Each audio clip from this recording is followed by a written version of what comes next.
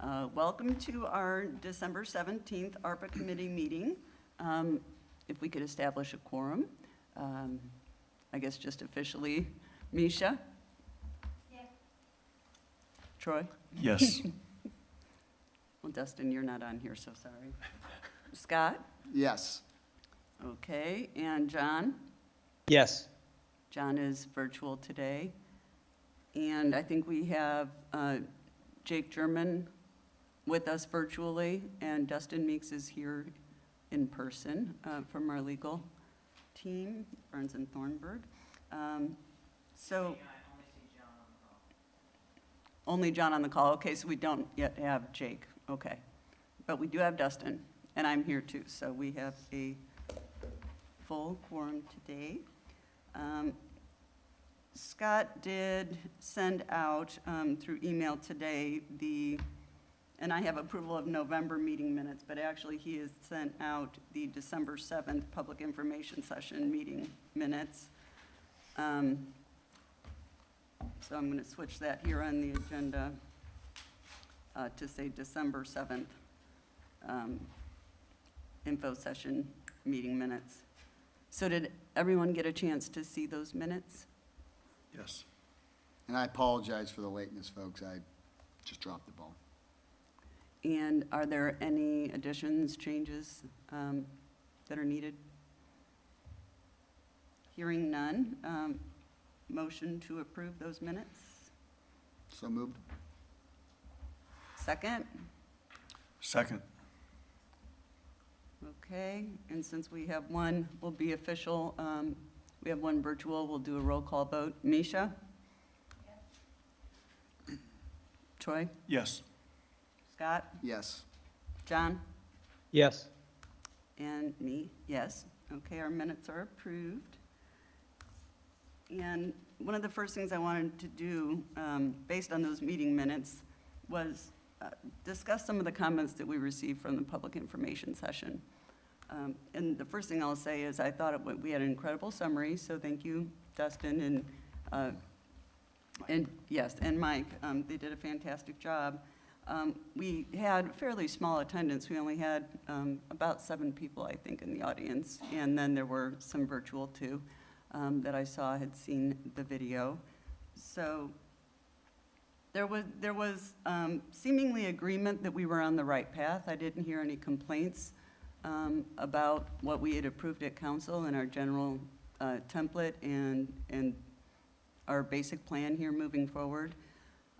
We didn't really hear anything about the premium pay.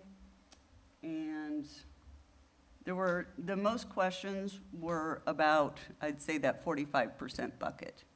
And so there were questions, basically, am I going to be eligible? Is my, whoever I'm representing, are we going to be eligible? When does that start in terms of any loss, or, is this forward thinking? We had those questions. What can they be used for? Again, we had questions about, can we renovate space where some wanted to seem to add space, and we can't necessarily do that, but we could help with a renovation, if you will, if it accomplishes reducing the risk of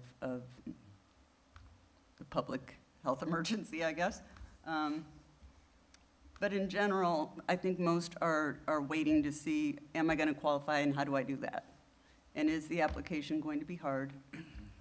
And we don't have those answers yet. And I was going to ask Dustin, as part of this, where are we at with our potential application template? So as we have been engaging with other communities on the implementation and compliance piece, it has required much more expertise than just the attorneys who are on our American Rescue Plan Act plan group. And so something that I wanted to discuss with you was that really this application and implementation piece is beyond the scope of advising on eligible uses of the ARPA money. And so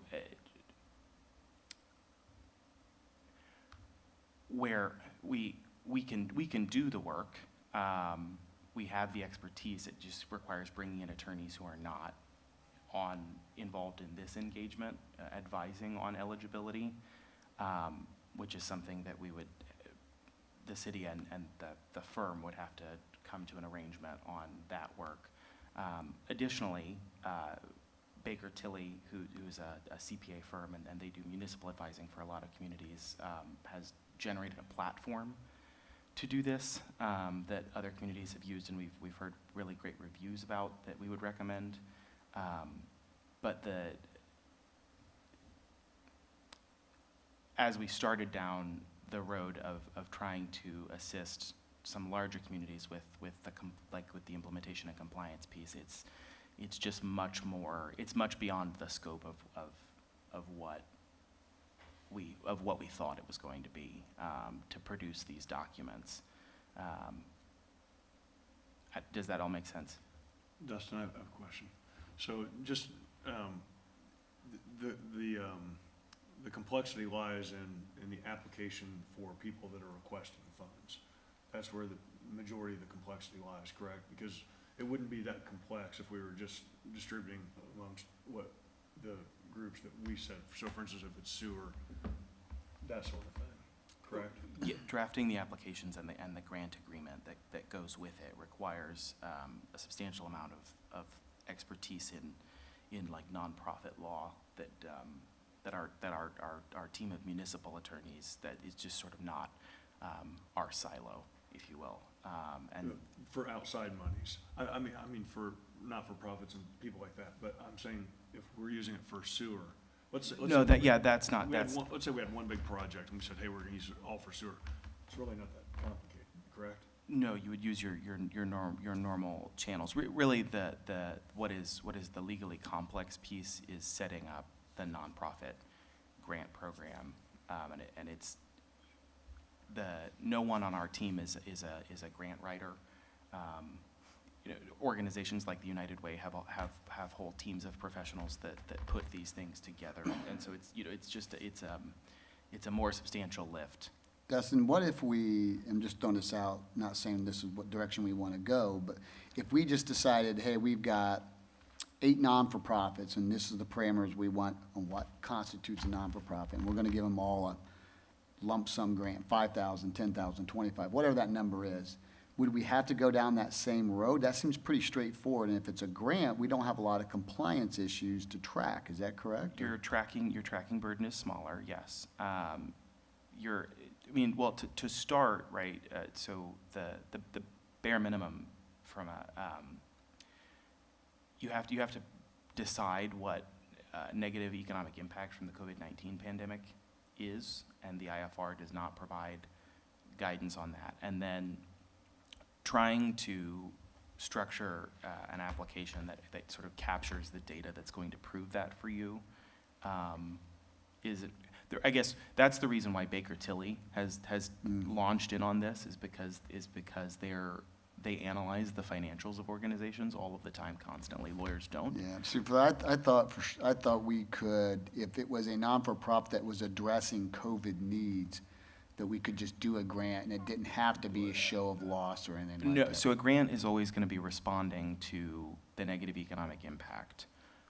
Or if the non-for-profit had to expend funds on COVID-19 related expenditures, then you could write a grant for that. So by COVID, what I mean is if you had a non-for-profit that needed money to put up barriers between their persons who interact with the public and the public, or needed money to restructure their space to allow for social distancing, or needed money to purchase PPE, right, for their employees, you could do a grant for those expenses. Okay. But if you're asking a non-for-profit to step into the shoes of the government in responding to the pandemic, that's a transfer, and transfers are much more complex, and it has to be a very particular kind of nonprofit. just to give you a sense of the scope of work. We have done an engagement with a large city in the state of Pennsylvania, and pulled together a team to draft a transfer agreement, which is more substantial than a grant agreement is going to be, but the document is some 70 pages, just to handle all of the areas of federal law compliance, and all of the different things that the attorneys who regularly work in nonprofit grants felt were appropriate Okay. for the city to have covered. It's monumentally larger than the scope of our advice on the contents of the American Rescue Plan Act and what expenditures are eligible. Okay, fair enough. Can I ask this question? We keep coming back, and the comments I keep hearing about are, of course, the why, but mental health concerns in our community. And that's something that seems big for not only our residents, but businesses are talking about this. Would we be able to provide grants to different organizations that provide mental health services? And because, our government at least does not offer mental health services. You could transfer funds. That would have to be a transfer. That would be a transfer. Any time that you're giving money to the organization because of the service they provide, that's a transfer. If you're giving them money, if you're providing them funds to do the thing that they do, because you want them to do the thing that they do, and because the thing that they do is eligible under ARPA, that's a transfer. When the term grants, with all of the sort of legal freedom that comes with that term as opposed to a transfer, is exclusively for an entity with proven negative economic impact, or they're going to use the funds to respond to the pandemic's impact on their operations specifically. And you're not granting funds to an organization because of the work that organization does or to get them to do the work that they do. Do they have to prove a loss in fundraising goals? Or, because most of these that we're dealing with, they have reduced revenue because they weren't able to achieve their fundraising. Yeah, goal. that could be a provable negative economic impact, yes.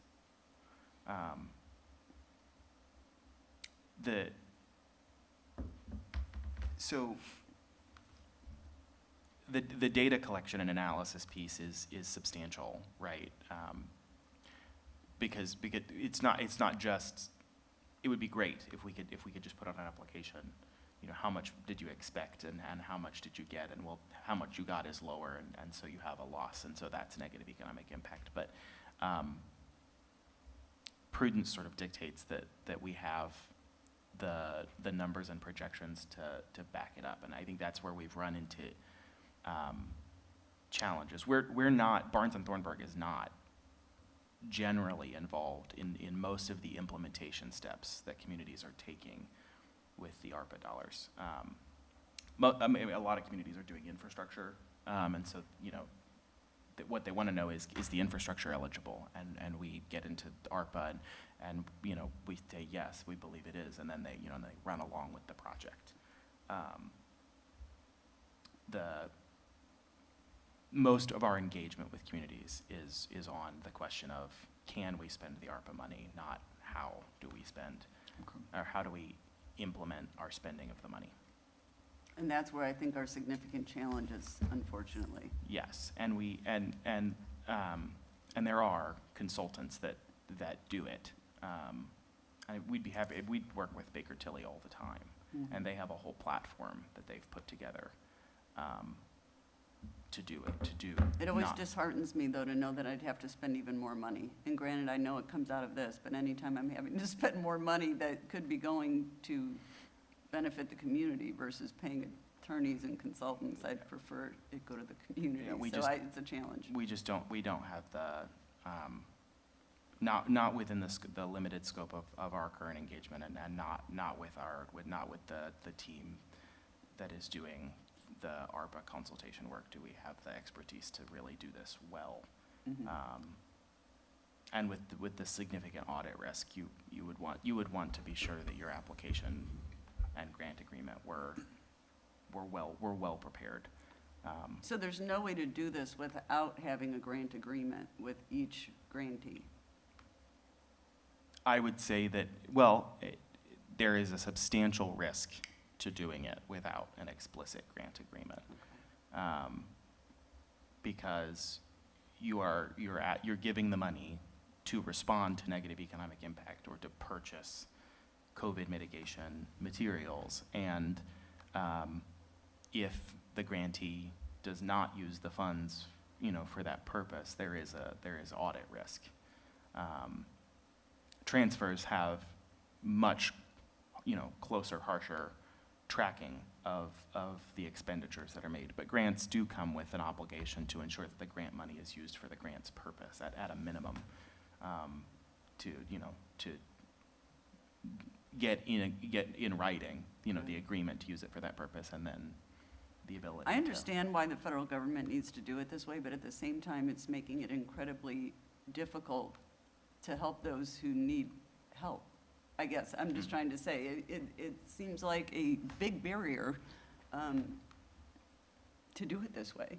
And obviously, that's commentary, but there's a reason I think some communities are going straight infrastructure and then not actually providing the assistance to where it might need to be the most helpful, so. One thing we have seen that some communities do, and this is, the National Association of Counties has a sort of database of county ARPA plans. One thing that I've seen at least one county do, and I do not remember which county in which state, but they made a substantial transfer to the United Way in their community or in their county to do nonprofit grants, because the United Way has this sort of massive ongoing granting system already set up. And so they just had the United Way use their existing grant-making operation to make the grants. But you can't specify that it be used in your community when you do that, can you? In the transfer, Like, we have the Hamilton County Community Foundation as one of the overarching, I think you could make a transfer to the Hamilton County Community Foundation with that a transfer to them to make grants using it. I think you could borrow their grant making infrastructure in that way. Grants are transfers you can, because you're like, transfers and grants again are different in that transfers you can sort of specifically ask, you're making a transfer for them to go do something, and grants you're asking them, you're giving them the money to respond to the negative economic impact, and there's a sort of collection of things they can do to respond to the economic impact. But because we kind of ran into this issue in discussing the YMCA, right, where limited ability to ask grantees to use the money in a particular way. Transferees, more so, it just comes with so you would have to track carefully the way a community foundation was granting the money out to nonprofits in Westfield, right, and ensuring that those grants, that their grant process was pulling in the information showing a negative economic impact because of the pandemic, and that their grant process was tracking how the grant funds were used to respond to the negative economic impact. And but that's just an example. One thing that I have seen a community do, because the grant making expertise piece is substantial, is to just borrow an entity that already makes nonprofit grants regularly to do it,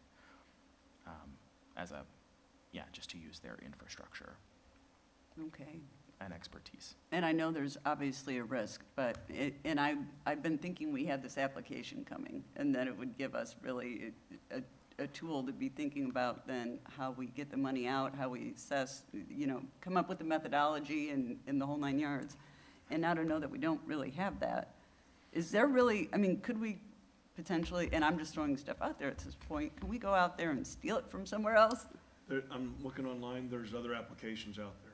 And again, we don't know Wake if they're Forest, Winter kosher, Park, Colorado, I mean, they're. and I'm sure there's plenty of grant agreements that are also Well, and the public, but- county's also put together a program, I'm assuming we could reach out to them and steal their program. That's what I'm too, sitting huh? here doing, I'm just Yeah. looking up different people's applications. So there are applications out there. And I'm not saying that they're accurate or not, but I mean. And we don't know that they're right for us, but you know what I mean? But at least It- it's a start, look at some of those things, you know? Do we want to shelf this for this meeting and all of us, or a few of us, or one of us go out and see what we can find and through our connections and come back to our next meeting with a recommendation? Can we tackle this ourselves, or do we need to go down that path? Yeah, and have We some may more need to hire discussions with the somebody just to county. scrub it, just to make sure there's no legal problems, but that's a whole different price tag than building it from scratch. Is county using Baker Tilly? I don't know who Hamilton County is using. Okay. I will talk with the folks at Hamilton County and just find out more about how they're tackling this specific problem. And they're, again, I think further along than us, so they should have more. Now, I know that they had some kind of issue, and I won't go I into the details. think that was but- related to premium pay, Okay. not Yeah. nonprofits. Yeah, it's related to premium pay. Okay. I don't know much about it, but I know, so when we audit by the state board, anything grant or federal money, really penny to penny, they're really looking into. So it's a I mean, really anything we need the application really legally, make it to sure it's a fit, because that's what they're really looking at, even penny to tracking down. So I'm just concerned, Yeah, the internal controls and how every dollar is spent there is gonna be big, every penny they're looking for. right? Hence the challenge with this whole ARPA thing. Boy. It's so not as government simple as creating- you get the, thank you for the disbursement, but it's challenging. City, I'll reach out to, I know Fishers did not do anything like this, but I believe Noblesville and Carmel did. I'll reach out to them too, see if they have something they can Okay. offer up. So, And just going back to the public information session, we had folks, specifically Steve Latour representing the Chamber of Commerce and really offering to do whatever he can, it seems, to work with us in whatever capacity that he can do. So I appreciate that from the business end, that they're really looking to help out in any way. So just something for us to keep in our mind. Okay, we will, Charlton, I don't know what state that is, but they have their complete application in PDF on there. It's about five pages for not-for-profits. I've seen quite a few of them already, and they, and then the evaluations come down to point systems and all that kind of thing to figure out how they're going to implement it. And some of them, just from what we've heard from Dustin, in my mind, just knowing what you've told us, it seems like they're gonna have some legal challenges. Just from what I've looked at, and some of these were even large communities, and I was kind of shocked to see some of that. And they were using, some of these funds on projects that I know we could not use the money for here legally So, yeah, we're gonna have to be really careful in looking at that, but I think there are probably a lot of examples for us to glean. Yeah. The only thing I'd say on the not-for-profits is, I mean, it's like the premium pay. We're gonna have to be careful, because every not-for-profit is gonna apply, and, I mean,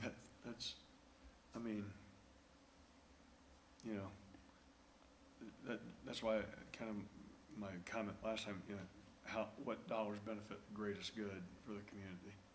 And maybe it's no not-for-profits, but I mean, and I'm not using this as, to say that this is what it is, but, like the why. I mean, how many people does that touch versus another one, Right. so.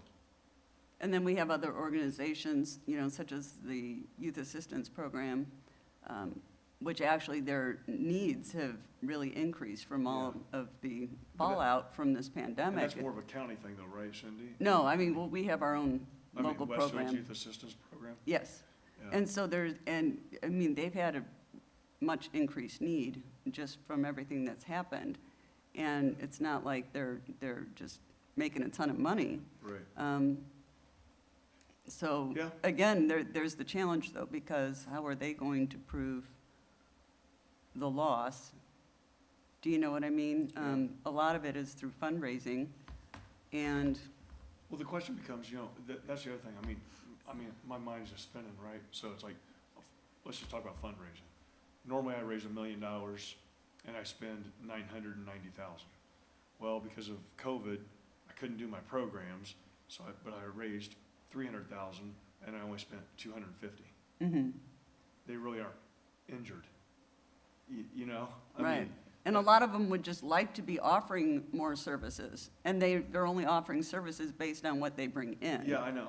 That's what, it's like, That's I the mean, disconnect for me, because I think a Yeah. lot of them would like to be doing more, but they don't have the resources there. I don't know, this is maybe not related completely, but like a grandpa, we lost a lot of revenue because of, we have, community support, expecting some donation, and, but we have also program cut down, but we cannot claim them because states-wise, they're looking at, that is not real revenue to you guys, just, you are expecting a revenue or donation. Maybe those people was not going to donate it, Right. but we didn't get anything, so because they're not considered as a lost revenue. So grandpa, when we applied for it, we didn't get a penny because of, yeah. that's the reason. So there- Right. You know, the other avenue too, it's throwing us around, you know, if we wanted to help non-for-profit, I agree with what you just said, Troy. I mean, I think most non-for-profits adjusted their services during the pandemic. I'm on a non-for-profit board, Student Impact. I guarantee you, they changed their services. They didn't have students for several months. We could always use money, but I think I can't say most, many non-for-profits just adjusted what they were doing. So I think it's gonna be really, really hard for them to come to the table and show something. But if we really feel like, hey, we wanna help non-for-profits out, maybe another avenue would be, don't shoot me when I say this, we could grant the city through loss of revenue through Grand Park Tourism, which we can definitely do. The Township Trustee's Office, who's very much plays a role in non-for-profits and poor relief. I know they're showing a loss in their budget. They got impacted by COVID. Maybe there's a way we can help supplement their loss and then put it back on them to do a grant program. Maybe we could work in partnership with them to do a, then we're outside of the ARPA rules and we have a little bit more flexibility to say, hey, we want to support these non-for-profits, we want to give you a small, allowance because we know you've had negative impacts to everything that's going on. Just a thought. Lost revenue is across the board, so, like lost revenue, so Grand Park is a subdivision, right, a piece of your one revenue stream in your city budget. The city didn't lose money overall, right? Grand Park lost money, but Right. the city on the whole didn't lose money, Correct. so there's not lost revenue, even if there was loss of revenue in one revenue stream. So that bucket of ARPA just sort of doesn't exist for your purposes. And your ability to transfer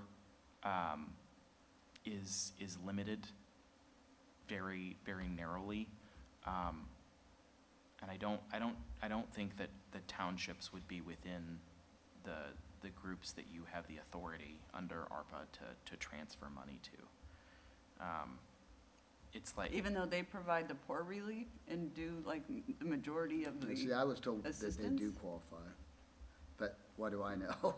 I don't know who told me, it's been so long ago, but, I thought they fell under, well, but I do because know I thought the that, library also fell under that, which we did not show a loss. but in now the library. difference is for certain programs, just like, for the housing, I mean, they got special dollars to cover those kind of things. So maybe that's the issue. Maybe it's a double whammy grant program type thing, I don't know. Just a thought, again, I don't think we need to deep dive down that rabbit hole, but just, No, but I mean, it's an important discussion when we're talking about this, 45% is responding to this public health emergency. We have over $2 million out there. How and much? Over $2 million Yeah. that is, how are we spending that then? Because if we can't actually get it to these nonprofits, that's a And big it has to be problem. 45%. Well, no, that's what we wrote in to our plan. We can adjust that though, right? Well, yes, I mean, we can, but again, I mean, I'd love to be able to help our community Yeah. respond to the Right. pandemic. Yeah. So, Could I ask a question real quick? You know, last time we talked about US Senate Bill 3011, and I also recall as part of the CARES Act, you know, as time went on, the rules changed a lot, you know. I'm wondering what you're seeing out there right now as far as those rules changing. Was that directed at me? Yes, I'm sorry. The, No, Cindy, can you answer that? the interim, we are expecting an interim final, or a final rule to replace the interim final rule early in the new year. And we have no way of knowing in what direction the Treasury will go in the final rule. The comments about construction of public facilities, it has to be the biggest comment that the Treasury has gotten. They've not updated their sub-regulatory guidance all year on that topic, but I think a lot of communities are howling at them about it. So it's possible that they will answer the question in the final rule. But what we don't expect is the final rule will restrict. We expect that the final rule will loosen. We don't know how much. Senate Bill 3011, there was an attempt to merge it into the National Defense Authorization Act, which failed. And so it is shelved at least through the new year. Most of the agenda is shelved, I think, through the new year. Congress has just sort of successfully run out the clock on making positive momentum on most of any agenda. So we don't anticipate major legislative or regulatory change before early January. Though I think that it's fair to say that if we do expect change, it is loosening uses and not more restraints. Hey, Dustin, let me put your speculation hat on, even though that's not what attorneys like to do, but I mean, let's do it just for the sake of argument. I mean, even just looking at what I saw here with Wake Forest and Winter Park, at 13, 17 million that they're distributing, their applications for not-for-profits were already due by December 5th. And this is, I'm looking at this a little bit backwards. Why not get an application similar to that out, give it out to the not-for-profits and say, this may not be the final application. Find out what interest there even is in getting monies first. And I know that it's a little backwards. And that way we can say, hey, here's the people that even want money. Let's even see if we can work to even, whether we think those groups qualify or not. well, and or that's we the want tricky to. part, until we know, I mean, But I know, but there. a lot of them can't prove. I mean, again, under the current guidance, they can't prove the loss. If you go out and look at the Charlton application, they're not, they're just, you have to put like, revenues and that sort of thing. But I think if nothing else, it at least gives us a framework of saying who wants it, how much are people asking for, and then we can maybe even work backwards that way. So, Hey, Troy, I would add to that, Yeah. because I agree. I would add to that we actually asked them to trend the last 5 years, revenues and expenses, just to help paint a picture of what they've done Right. in the Westfield community, right? And then Cindy, to your concern, this at least paints a picture for this group, this committee. We could, not, without ranking, we could rank the need. It would be, I would think it would be pretty obvious with that trend line. That's just my thought. so Dustin, again, not to put you on the spot, but, because it's not concrete, it may change, but I'm sitting here looking at all these cities, if you go down, just Google ARPA, not-for-profit application, I mean, there's a ton of them. And the first three I pull up, or first four, they've already had their applications in and due for the not-for-profits. And it doesn't even say that, it says the committee will then review, in fact, the one said the committee will review, and it may not be till next year, or blah, blah, blah, before, I mean, just to see maybe what we're looking at. I don't think there's really any risk until you disperse funds. So, Yeah, so if you wanted to collect data, you know, there's not a risk in maybe only collecting five groups even come and say, hey, they information. want We may money. not have hardly anybody come, and that, we're spending a lot of time and energy and potentially money developing a program that 3 or 4 non-for-profits will take advantage of. That's right. So, yeah, I don't disagree with that at all. Cindy? What do you think? Hit us between the eyes with it, Cindy, that's okay. I mean, I'm hesitant because I also don't want to send them into a realm of they're going to have to spend time digging through all this when there's little chance or it's not going to It be. really should only take them about 15 minutes to fill like that one application. It wasn't that big. And when I say 4 pages, I mean like each area was big. Like a third of the page was, what were your last 3 years' revenues? Go to CHRLTON PDF application, ARPA application, not for profit. I think as long, if we're going to go that route, I think it needs to be known that this is not necessarily the Right. final application. You know, we very much might need more information, and we might not be able to make a decision on And we this. may not be able to give you anything. Yeah. Well, and I think we put those caveats, and that's the only way I'd feel good about it, because again, I'd hate for groups that already have very little resources to invest time or think that for some reason they are for sure going to be able to get the money by applying. Yeah. And I think that's part of it. I think I've heard some think that, oh, if I just apply, you know, the city's got money, so if I just apply, I'm going to get it. Well, but this way, at least we can Right, start somewhere, right. so. So we'll work on that for the next meeting then, and then maybe have some drafts. Is that I mean, what the committee is the wanting to application do? doesn't even have to be the final application. You know, again, I mean, it just doesn't take, it didn't, I mean, from what I saw there, it just didn't look like it was that. Yeah, just a 5-minute application, and this is simply us exploring the needs and our ability to support through ARPA. Okay, well, let's figure that piece out, and we'll have something hopefully final at the next meeting on that. Did you find another one, Justin? And because we only have like 5 minutes left, we have the Grand Junction Plaza dedication today, so we need to finish up in about 5 minutes. Okay. So let's go to the premium pay update and discussion. I will get back to that, premium pay update. As I already mentioned to you guys, we had, what is that?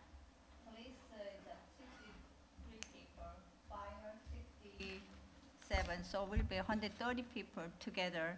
$1,500 will be 195,000. But there was involved the FICA and the Medicare. There was a estimate $14,970, around 50 cents around. So total will be over around $210,000.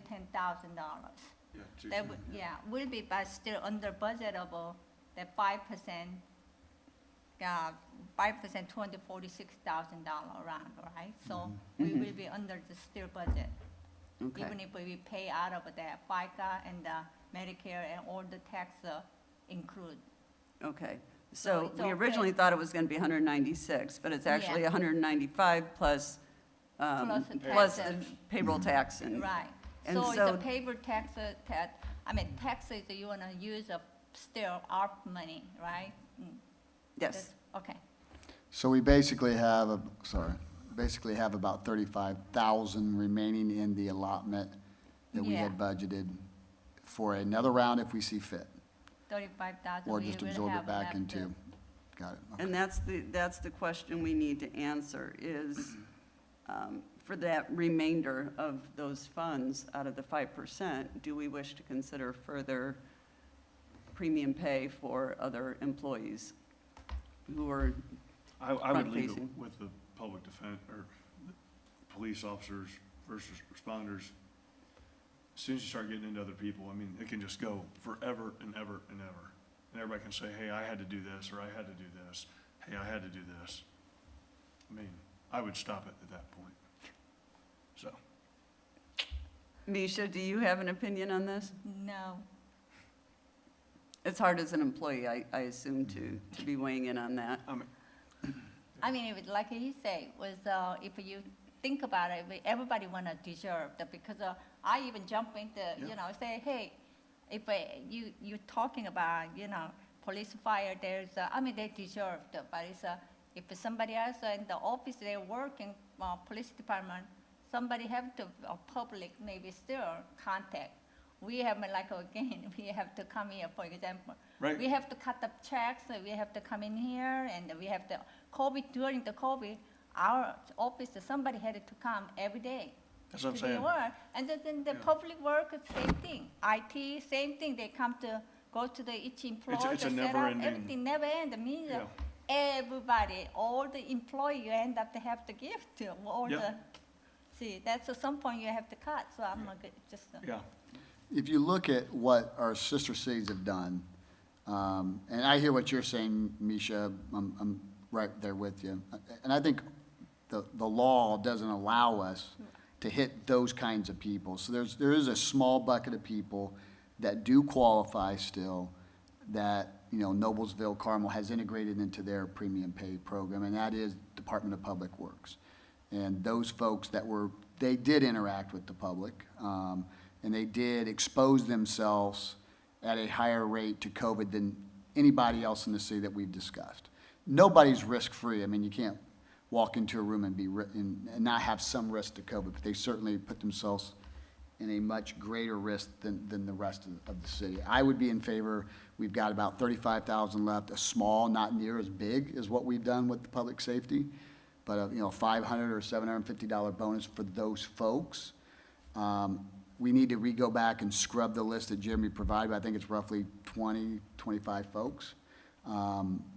But we could go back and have Jeremy justify it with a job description of what they did and why it qualifies under the rules, and make an evaluation at that time once we have a better, there's a few positions I'm very aware of, but he had some position titles that to be honest with you, I'm trusting him, but I couldn't tell you exactly what Yeah. they did. We're going to run into similar issues, though, again, with IT and with Westfield Welcome. We Right. were hosting Right. events out at our, at the time, we didn't even know if COVID was transferable by paper. I mean, these guys were opening envelopes and I don't having know to how you can touch. just single I mean, out them public Yeah, works. but they don't qualify based on the rules. I hear what Yeah. you're saying, but I'm sorry, your department doesn't qualify. Westfield Welcome doesn't qualify. I don't think IT qualifies, quite frankly. Chris, you're shaking your head with agreement. I mean, I don't think, even if we wanted to, we could do that. I think the But only Westfield department Welcome, out there. We were actually, we were like one of the first places to open, and we were Mm. doing stuff out there when everything else was closed, all over the I country. participated in a So Westfield Welcome function they had. They had to be out there with the public. Working at the Fourth And of so again, I July don't or know how you everything. exclude that then, I would come. the folks out at Grant Park, if they were having to do with the public in there, the Westfield Welcome. Again, it just opens up and again, everybody works so hard in this city, and I would, but that's not what this is about. Again, Right. I would end it at the people that had the front line That's it. response. Everybody else, with all due respect, they receive money from the federal government as well. I mean, it is what it is. I mean, I just, For me, this has always been about the exceptional level of risk that the public safety face. right, And, again, they had to put these people into ambulances. They had to, Right. get the oxygen mask somebody on them. breathing on you. They had to Yeah. go into their homes and Some of- arrest them. And, Actually- and I'm not saying that other people didn't have risk, but just the level of risk that those people face in our government seems vastly different to me. Right, And so for that, and it's a hard one, because I realize I'm not popular for saying it, but I want people to understand that that's my feeling on it, because again, very specific risk Yeah. by our public I safety. understand I that agree. those are fire, I faced the fire workers, they actually, even if I put a mask on, they risk their life, end up they got a COVID too. So, Yeah. they are the direct contact. some of them did. Yeah, some of them really, really direct contact, they got the COVID, so I understand what they meant, Yeah. so. Yeah, I agree, Cindy. I mean, is it the will of the committee to take an actual vote on this? Or do we I'm want to good. sit and wait on it a little bit I say, longer? I say we take a vote, put it to bed, and move on. So, Okay, does anyone want to make a motion on at least this premium pay discussion item, whether we want to extend that to non-public safety? I'll make a motion that we only give premium pay to public safety, police, and fire, as discussed. And is there a second? I will second. So let's take the vote on that. Misha? Cindy, Yes. should Misha and I be voting? I mean, we're employees. We're- I'm just curious. You can abstain, it's conflict of interest. Yeah, if you That's would fair. like to abstain, you can do that. Yeah, That's fair. that's a position I would take. It seems, it definitely seems like a conflict. We don't want to put you guys in the bullseye. That's Heather. what I'm thinking, because I couldn't answer because I'm an employee. Mm-hmm. Also, it's, what I'm thinking, that's different. I have to represent my employee out there too. Just because, abstain, It's yeah. not what I'm thinking. I have to represent every department, or I'm standing in here, my department. They all listening and what I vote for, so I'm just, Yeah. I'm Yeah, thinking- but I mean, in all fairness, if you're voting, I'm not telling you which way to vote. No, I know. If you're voting yes, you're voting to not get premium pay, so, Right. I mean, to be quite honest, you're really voting against yourself, which is probably Well, okay. It's okay, because to I mean- me, I'm not gonna, I'm grateful I even have a job. That's why I'm Well, trying to Misha, look at- if you want to vote, you vote, and if you You- feel yeah. comfortable abstaining, you abstain. Yeah, that's right. Nobody's gonna Nobody, think, I always different feel of that you way either when way. we have to vote on our own elected official's salary. I mean, because I feel like we should not be approving our own salary, but that's a whole different ballgame. Yeah, So what would you like to do, Misha? Abstain or vote?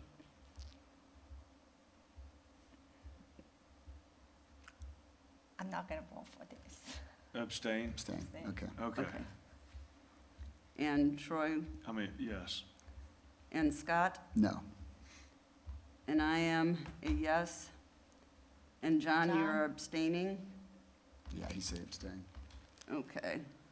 So this is, So do we want to make this a is motion? an issue, so we don't have, legally, how does that work if it's a 2-1 We've on got a a quorum, committee of so. 5? 2-1. That would not actually be enough to, You wouldn't have a majority, I mean, or a majority. No, all we have to do is have a quorum to vote, and it doesn't matter if there's only 2-1, and we have votes all the time, 4-3, it doesn't really matter, does it? It's just, do we have a quorum to vote on the matter? Like on city council, if you had Yeah. 7 people and 4 abstained, and it was 2-1 one way Yeah, or something, I mean, I don't know, I think so. I have no idea. well, yeah, We've never had a committee of this small So- either, but. We could, why don't we just put it in the record? Yeah. and then, Yes, I am. You guys We'll figure it out you guys later. can reach out to somebody, get that answered, and then we're good to go. Maybe it has to go to council for a vote, I don't know.